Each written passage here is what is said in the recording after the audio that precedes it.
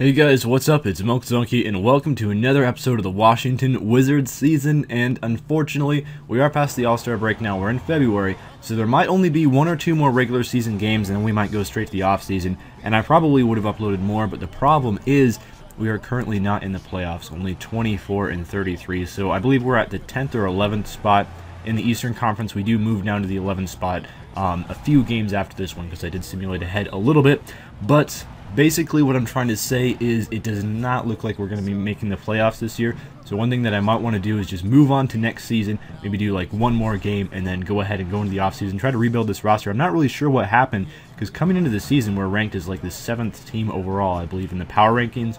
But unfortunately, John Wall was injured for almost 2 months straight, and I think that really hurt. Bradley Beal was injured a little bit as well. Nene was just constantly injured when he was on this team, and so I'm almost glad that I traded him and will be freeing up that cap space in the offseason. And it's time to look ahead to the future, and I was really hoping to make a playoff run this year, but maybe we might have to wait a little bit longer. So getting into this game against the Warriors is Trevor Ariza slams it running the transition. Is the Warriors in real life at least are the best team in the NBA. They're, I believe, currently ranked #1 overall in offensive efficiency and defensive efficiency. So not only are they the best offensive team in the NBA, they're also the best defensive team in the NBA, or at least top 2 or 3 in both of those categories at this point. So they are really playing well. As John Wall hits a deep three, well contested by Steph Curry a little bit at least, and John Wall still hits it, and he was ready to go off this game. Marcin Gortat getting the man rebound, getting another man rebound, and putting it back up. He was just beasting on Andrew Bogut as well as David Lee. Andrew Bogut is a pretty solid defender, David Lee not so much, so I really wanted to abuse the post a little bit in this game, and I wound up being able to do that. So the main thing I wanted to do in this game as Marcin Gortat drives into the post and spinning, hits one in the lane over Andrew Bogut, is I wanted to get a win against the best team in the NBA, even though they're not the best team in this particular MyGm. Steph Curry, if you give him even a slight window of space, he's going to hit that three, and that's what he did there, and he was trigger happy all game long, which I'm happy to see. Marcin Gortat blows it up. But I did want to, and as the Warriors run in transition, hits the layup, I wanted to beat the best team in the NBA and possibly give myself a chance to go on a run. Who knows? It is the Eastern Conference, so perhaps if this team went on a big run, like right at the very end of the season, we could sneak into the playoffs as an 8th seed. It's looking very unlikely, and I don't think it will happen. But I just wanted to give myself that opportunity, and beating the best team in the NBA is probably a really good way to do that. Even in this MyGM where the players perhaps aren't rated quite as high as they would be if it was as reflective of real life, the Warriors are still a very solid team and really good defensively. Both teams did not shoot very well this game, and that's something I really like to see. It still was a fairly high-scoring game just because one thing is when I play 2K, I play very fast-paced. John Wall hits the wide-open three. I love that play. Probably my favorite play in the book. It works nearly every time. I get a steal off of the entry pass of the Warriors here, running it in transition, and Trevor Ariza, my transition machine, slams it, and he got quite a few of those breakaways. He's always my solid guy that runs on the break hard. He's always ready for the outlet pass, and that's what I really love about him. Probably his best attribute, as well as his defense. And at the end of the first quarter, Vince Carter is cutting down the lane and gets the easy layup. I don't know where the defense was there, but we end the first quarter tied 25-25. So fairly low scoring game at the pace that I play. One interesting thing I was looking at is time of possession. I typically only have like 18 to 20 minutes time of possession as Garrett Temple cuts the rim. Again, no defense by the Warriors there, just allowing the easy penetration by my team. Vince Carter lobs it up to Martell Webster, who looks like he got a haircut. There's a recent update to the 2K rosters, and Martell Webster's hair was one thing that they changed. It looks really cool now. He's kind of got that spiky look.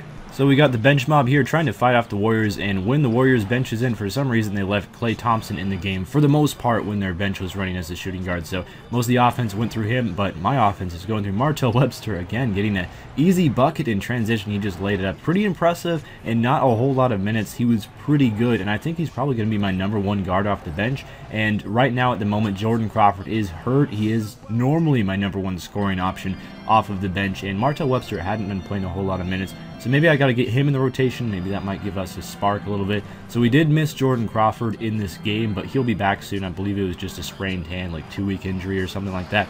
he could have played through it as Dwan Blair hits a nice shot in the lane there. However, I don't like to play injured players because that gives them a fairly decent chance of getting re-injured and then being out for a long time. Garrett Temple hitting the 3 on that beautiful, whatever that calls, set a pick at the top lane key. And Steph Curry is back in the game. He gets swatted by John Wall, who really did a good defensive effort on Curry. Curry scored a lot of points, but he wasn't very efficient from the field just because of the defense by, I should say me, because I user control John Wall all the time on defense. I don't switch to other players. Just because I've gotten really used to the point guard defense.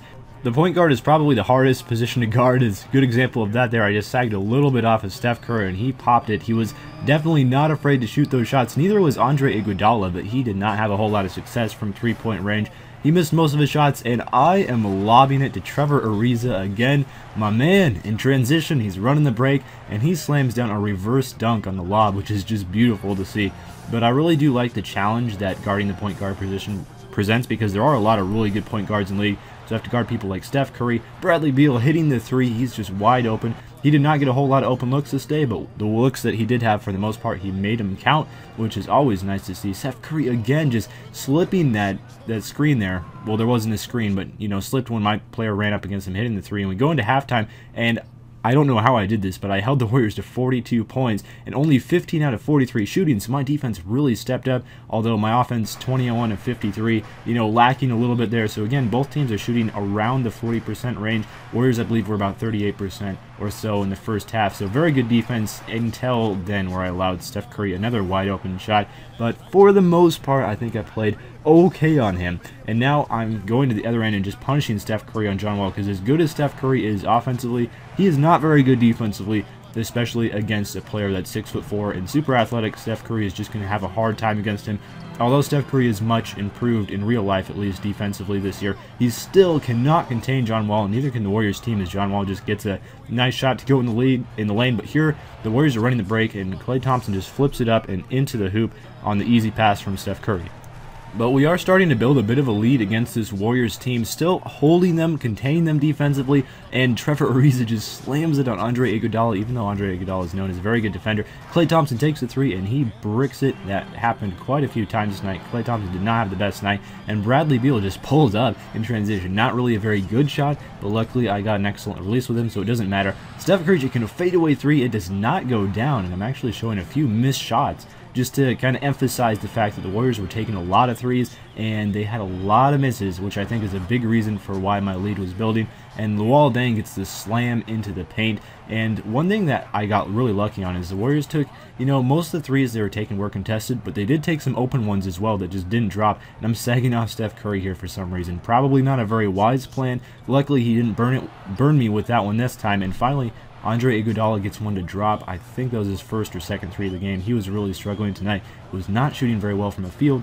Probably a big reason for that is the fact that I was playing such good defense on him with Trevor Ariza, and Luol Deng just takes advantage of a loose ball there that just happens to go my way and manages to slam it. That was just a lucky play on my side, but that's what you got to do as a hustle player, take advantage of some of those plays. And Draymond Green misses the 3, so we're running in transition, trying to build up the lead a little bit more before we go into the fourth quarter. Luol Deng again, back-to-back-to-back slams. Luol Deng is just taking advantage of his teammates hustling and moving without the ball, getting into position to get himself open for some of those easy dunks, which he is doing. So Sean Livingston burned me on the layup there, but I was really happy when Sean Livingston is in the game. He's supposed to be a really good defender. It turned out that he wasn't really in this game, at least. Martell Webster hitting the nice corner 3 there. He's really good at spotting up for those. And I loved it when Sean Livingston was in the game because I could just take advantage of him because I could sag off him on defense, and it made it really easy to guard the team. I also turned it up to Hall of Fame just for a second because I'm not sure why. I thought this would be a tough matchup, but it just wasn't. I had a consistent 10-point lead for it seems like the entire third quarter, so I just wanted to turn it up the difficulty-wise a little bit just so the Warriors could get back into the game. And once they get on a run, typically when a team gets momentum, they start to play a little bit better, so that was my idea here. And of course, the Warriors immediately being the benefactor of that as Maurice Spates hits a very weird turnaround twisting shot, and John Wall had almost that exactly the same animation a couple of games ago, I believe against the Portland Trail Blazers. So that's kind of a funny shot that probably wouldn't go in all that often in real life, and beautiful passing and ball movement there as Vince Carter just cuts the rim for a wide open shot, and then Steph Curry, hand in his face, and it matters because he missed it. Kevin Serafin was a very weird rebound there. and Vince Carter's going to miss, obviously, on the fadeaway 3. So we go into the fourth quarter up by 5, 74-69, still containing the Golden State Warriors' very potent and very deadly offense. So starting off the fourth quarter here, I'm a little bit confused as what to do with the whole difficulty thing, because I'm nowhere near good enough to play on Hall of Fame because the CPU hits a lot of shots like that. Draymond Green just pulling up with a man in his face and splashing the 3. I'm not quite good enough to contend with that quite yet, but Superstar can get a little bit too easy on times. Sometimes teams can get defended, and Draymond Green hitting another 3-pointer, so they finally take the lead. It's been a long time since that happened, I believe. Since the first quarter, they had not taken the lead. They went on an 8-0 run here, but I'm cutting the rim with Trevor Ariza, who gets fouled and gets it to roll in. So the and one, he will hit the free throw and will tie up the game at 77 with 10 minutes left. And usually when it gets close in the fourth quarter, that means it is John Wall time. But Bradley Beal having some of the spotlight of his own. He hasn't had too much action this game. He gets a slam. Kind of not quite in transition there, but the Warriors defense had yet to set up, which is probably why he could slip to the rim so easily. Speaking of slipping to the rim, Curry, I was just playing bad defense on him. I was not shading him towards middle. I was shading the baseline for some reason, and he just cut into the middle of the lane. And when that happens with the point guard of Steph Curry's ability, that's typically going to be 2 points. But John Wall just pulls up for 3 off the screen and hits it. This man is the takeover player in the fourth quarter for me. Steph Curry misses a very, very difficult pull-up jumper right in John Wall's face. I'm running the break. Guess who it is? Trevor Ariza slams it. Steph Curry can't really do a whole lot about that one. Trevor Ariza is just a little bit too big and strong for him to contain. So I'm kind of running it a little bit more. Bradley Beal is cold. He had the cold indicator. I don't usually get that. As John Wall gets a very difficult lay-in to fall and gets fouled as well, and he will convert this and one. I think the free throws were changed up a little bit as well. They have kind of a different animation when you're shooting free throws. I kind of like it, but it's difficult to hit. I decided not to use user percentage free throws anymore because I swear they're glitched. You never make them, and John Wall kills Andrew Bogut. And potentially David Lee as well, just slams it over there. That would have been a thumbnail if it wasn't for the pedo face that Vince Carter decided to make at the end of the third quarter that I had to put in the thumbnail. But other than that, that was just incredible athleticism by John Wall. It's not very often where you see point guards able to slam it over centers, but he can do that as well. He's kind of in the same conversation with Russell Westbrook and Derrick Rose as well. Maybe not quite the same level of athleticism, but he's definitely up there and definitely close to them, as Marcin Gortat is just too strong. And then we're running the break. John Wall is getting cut off from the lane, and he just lobs it up. And Trevor Ariza, being the benefactor there, slamming it. It's always Trevor Ariza.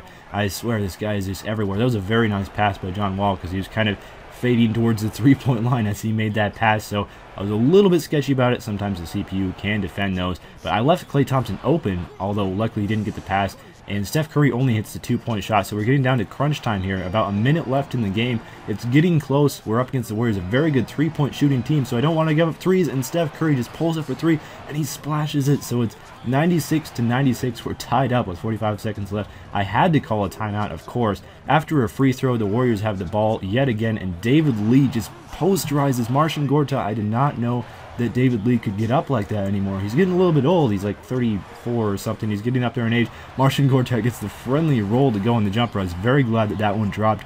He's not exactly the best jump shooter in the world, so sometimes I can be a little bit worried about that. And after the free throw, because John Wall was fouled, we go up by 3 points. So I'm feeling pretty good. I just don't want to allow a 3, and we should be set to win this game, right? Nope. Steph Curry for 3. He splashes it, and we're tied 101-101 with 8 seconds left. So it's John Wall time. Driving to the rim. He gets fouled. Why would they foul him? The shot does not drop, but I just need to make my free throws here. John Wall hits the first one, and one idea that was even smart here is miss the second, and the Warriors don't have any timeouts, so they could not advance the ball. That's exactly what I do, and the Warriors have to take a terrible shot because they don't have any timeouts left, and we win by 1 point on a game-winning free throw by John Wall. Very nice. John Wall had 26 points, 13 assists. Trevor Ariza had 20. Marcin Gortat with a very good game as well, had 18 and 12. Luol Deng has been really impressing me, 9 and 10 for him. He's filled in well at that power forward position, even though he has the height to play power forward. He does not have the weight to. In real life, he probably would not be able to play the 4 unless you're going up against some of those stretch power forwards who don't really play all that physically. But in this game, he works out pretty well. So for the Warriors, Klay Thompson had 15 on a terrible shooting night. Very good defense by Bradley Beal to contain him. And Steph Curry had 38 points, which, you know, that's Steph Curry. He's going to do that to you. And overall, field goal percentage 43% for both teams. Just very, very close stats overall. Very fun game to play, and I think this one went really well. So I'll see you guys next time with the next video. Thank you for watching, and farewell.